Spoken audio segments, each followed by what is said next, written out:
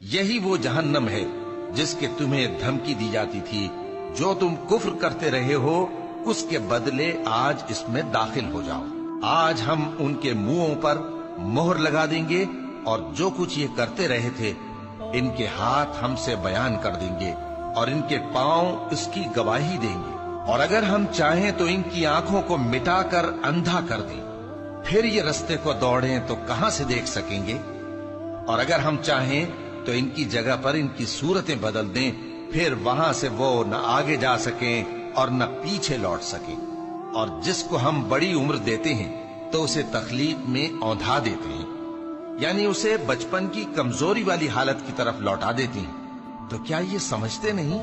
اور ہم نے ان کو یعنی اپنے پیغمبر صلی اللہ علیہ وآلہ وسلم کو شعر گوئی نہیں سکھائی، اور نہ وہ ان کو شایع ہی ہے، یہ تو محض نصیحت